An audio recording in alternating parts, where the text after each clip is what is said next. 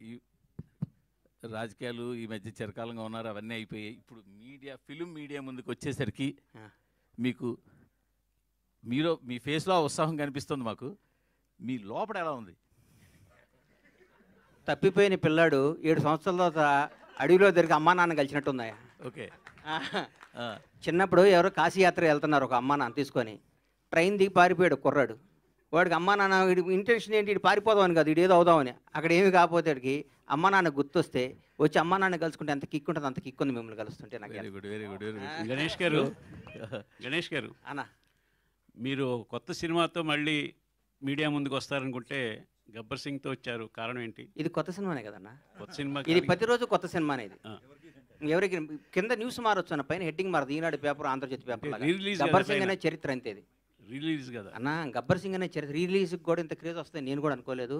అంటే పవన్ కళ్యాణ్ గారి స్టామినా అది, పవన్ కళ్యాణ్ గారి రేంజ్ అది. ఒక ప్రాపర్గా ఒక వ్యక్తి, ఒక సంకల్పం అంత గొప్పది. పవన్ కళ్యాణ్ గారు అంత గొప్పది. ఈ సినిమా, ఇది కొత్త సినిమా కంటే ఎక్కువ కలెక్షన్స్ వస్తాయి. ఈ మధ్య కొత్త సినిమాలు అన్నిటికంటే బ్రహ్మాండంగా ఉంటుంది. ఇవాళ నేను చెప్తున్నా, పరమేశ్వర ఆర్ట్ ప్రొడక్షన్స్లో సినిమా. ఎందుకంటే సినిమాలో ఉన్న ఆనందం, సినిమాలో ఉన్న కిక్కు, సినిమాలో ఉన్న ప్రేమ, సినిమాలో వాళ్ళకున్న అభిమానం, సినిమా వాళ్ళకున్న నిబద్ధత ఏ రంగంలో లేదన్న. నేను చెప్తున్నా, సినిమా రంగం అనేది కల్తీ లేని రంగం. సినిమా రంగం అనేది అద్భుతమైన రంగం. సినిమా రంగంలో రిజర్వేషన్ ఉందా అన్న? సినిమా రంగంలో వారసత్వం ఉందా? 1000 కోట్లు 10,000 కోట్లు ఆస్తి సంపాదించి కొడుకు ఇవ్వచ్చు. ఒక 100 బ్లాక్ బస్టర్లు తీసినాడు కొడుకుని బ్లాక్ బస్టర్స్ మధ్య మన డైరెక్షన్ చేయగలుగుతాడా? ఒక సూపర్ స్టార్, మెగాస్టార్, పెద్ద పెద్ద స్టార్లు ఉండొచ్చు, వాళ్ళ కొడుకుని ఆ రేంజ్లోకి తీసుకురాలని అనుకుంటే అవుతారా? కాలేరు. ఎవరికి టాలెంట్ ఉంటే అది అవుతారు. నా మిత్రుడే ఉండేవాడు ఒక ఆయన, పెద్ద డైరెక్టర్ అయ్యాడు. వాళ్ళ అబ్బాయి స్టార్ కాల. అదే ప్లస్ ఇంకో మిత్రుడు ఉన్నాడు, చిన్న చిన్న వేషాలు వేస్తూ తర్వాత చిన్న సీరియల్ తీశాడు. కట్ చేస్తే వాడు కొడుకు స్టార్ విజయ్ దేవరకొండ అయ్యాడు. ఇక్కడ ఇండస్ట్రీ అది గొప్ప కళామతల్లి గొప్పతనం అది. ఎవరు టాలెంట్ ఉంటే, ఎవరి దగ్గర తెలివి ఉంటే వాడు నంబర్ 1 మీద కూర్చోబెడితే కళామతల్లి. మన అమ్మాయి అంతా మన కళామతల్లి అంతా. కళామతల్లికి బానిసగా, కళామతల్లి బిడ్డగా, కళామతల్లి మనిషిగా బతకటం ఈ జన్మకి ఎంతకంటే ఏ అవసరం లేదండి. గణేష్ గారు, మీ నెక్స్ట్ సినిమా మళ్ళీ హరీష్ గారితో ఎక్స్పెక్ట్ చేయొచ్చు? 200%, 500% చెప్పే 1000%. మల్లె పువ్వుని తల్లో పెట్టుకోవచ్చు, దేవుడి దగ్గర పెట్టచ్చు, ఇంకో దగ్గర పెడతారు. డైరెక్టర్ అనేవాడు గబ్బర్ సింగ్ స్థాయి సినిమా తీపదన్న పేరు బండ్ల గణేష్ కదా, హరీష్ శంకర్. హరీష్ గారు, మీరు తీసిన సినిమాల్లో గబ్బర్ సింగ్కి చాలా స్పెషల్ ప్లేస్ ఉంది. పవన్ గారితో మీ సినిమా కోసం చాలా మంది వెయిట్ చేస్తున్నారు. ఆల్రెడీ ఉస్తాద్ భగత్ సింగ్ టీజర్ అనేది చాలా మంది కిక్ ఇచ్చింది ఫ్యాన్స్కి. ఇప్పుడు మీ నెక్స్ట్ సినిమా అదే ఇమీడియట్గా సెట్స్ మీదకి వెళ్ళబోతుందా? మొన్ననే కళ్యాణ్ గారిని కలిసామండి. మీకు ఆల్రెడీ మిగతా సినిమాల స్కెడ్యూల్స్ కూడా వస్తున్నాయి కదా. కళ్యాణ్ గారు మళ్ళీ హరిహర వీరమల్లు, ఓజీ, అలాగే ఉస్తాద్ భగత్ సింగ్ 3 రెజ్యూమ్ చేస్తున్నారు. సో నాకు తెలిసి ఇమీడియట్గా షూటింగ్ అదే ఉంటుండొచ్చు. డేట్స్ కన్ఫర్మ్ అయిన తర్వాత నేను మీడియాతో షేర్ చేసుకుంటాను. రీసెంట్గా మీరు చిరంజీవి గారితో ఒక యాడ్ డైరెక్ట్ చేశారు.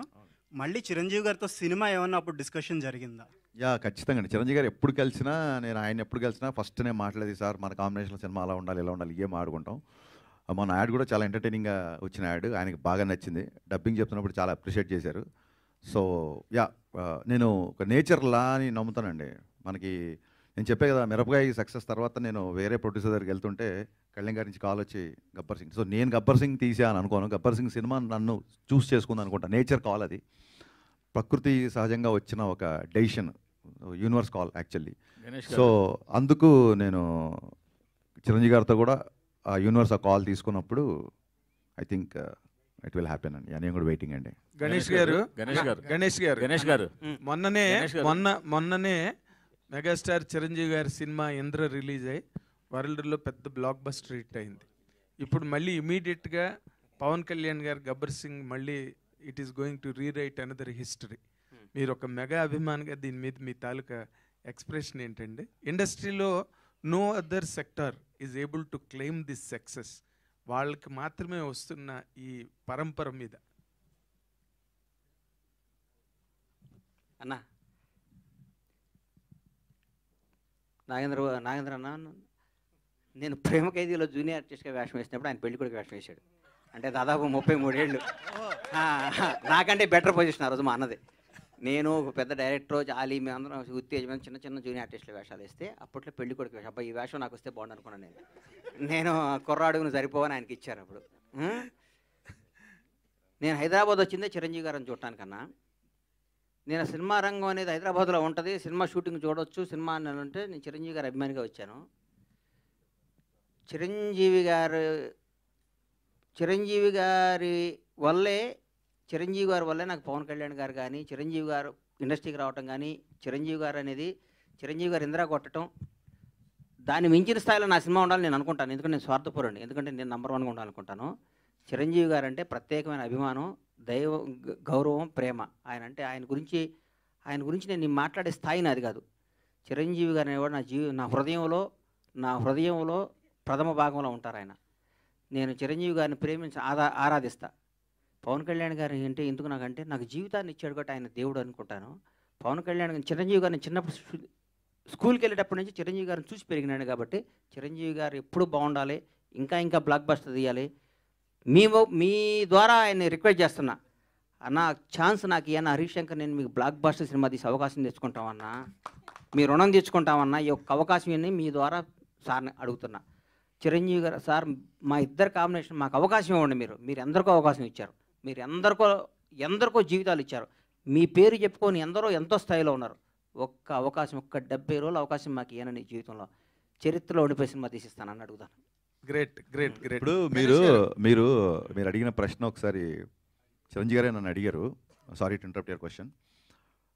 నువ్వు సరదాగా చెప్పు, నువ్వు కళ్యాణ్ గారి ఫ్యానా నా ఫ్యాన్ అన్నాను, కరెక్ట్ చెప్పు అన్నారు. అంటే నేను అన్నాను, లక్ష్మణుడికి దండం పెట్టినవాడు రాముడి భక్తుడు కాకుండా పోతాడా అని చెప్పాను నేను. గణేష్ అయితే ఇప్పుడు హరీష్ శంకర్ గారు ఇప్పుడు గబ్బర్ సింగ్ సినిమాని మీరు టేకప్ చేసినప్పుడు ఒక దబంగ్ రీమేక్ని తీసుకుని దాన్ని చాలా అత్యద్భుతంగా ఫ్యాన్స్కి ఎలా కావాలో, అంతకుముందు కొంచెం కళ్యాణ్ గారు కొంచెం డిస్మల్ స్టేట్లో ఉన్న దాన్ని మీరు ఈ సినిమాతో ఎక్కడికో తీసుకెళ్లారు సార్. ఈ గబ్బర్ సింగ్ అనే సినిమాతో ఇందాక గణేష్ బాబు చెప్తున్నట్టుగా ఆ సినిమా మీరు చేస్తున్నప్పుడు పవన్ కళ్యాణ్ గారు దీన్ని ఎట్లా మీరు అసలు గేజ్ చేసి ఆ విధంగా ప్రజెంట్ చేశారండి? What was your experiment are experience? అది చాలా విచిత్రమైన. కాదండి, మీరు అన్నారు కదా బిఫోర్ సినిమాలు కొంచెం డిసప్పాయింట్ చేశాయని. బిహెచ్ఎల్లో నేను కాలేజ్ ఎగ్గొట్టి, ఐ థింక్ 11th క్లాసా 10th క్లాస్ గుర్తు, కాలేజ్ ఎగ్గొట్టి తమ్ముడు తొలిప్రేమ షూటింగ్ జరుగుతున్నప్పుడు ఆ క్రౌడ్లో గాల్లోకి ఎగిరి అలా చూస్తే 2 సెకండ్లు కనిపించేవాడు. నేను చాలా పొట్టిగా ఉండేవాడిని, చాలాసార్లు చెప్పాను. అంత అభిమానించే హీరో సినిమాని ఒక అభిమాని ఎలా చూడాలనుకుంటాడు? నేను అనుకుంటున్నట్టుగా కళ్యాణ్ గారు ఒక తమ్ముళ్ళలోనో తొలి ప్రేమలో ఖుషీలో చేసినట్టుగా డ్యాన్సులు కానీ, ఆ ఎనర్జీ కానీ, ఫైట్లు కానీ, విలన్తో ఉండే కాన్ఫ్రంటేషన్ కానీ, ఇవి ఆ బిఫోర్ సినిమాల్లో మిస్ అవుతున్నాయి. సో ఇది కొత్తగా నేను గేజ్ చేసింది ఏం లేదండి. నేను కొత్తగా కళ్యాణ్ గారు నేను చూపించలేదు. మనం ఏ కళ్యాణ్ గారిని అయితే మిస్ అయిపోయామో ఆ కళ్యాణ్ గారు మళ్ళీ రావాలి అన్న ఒకే నేను థియేటర్లో కూర్చొని నేను కాగితాలు చింపి నేను విజిల్స్ చేసిన కళ్యాణ్ నాకు మళ్ళీ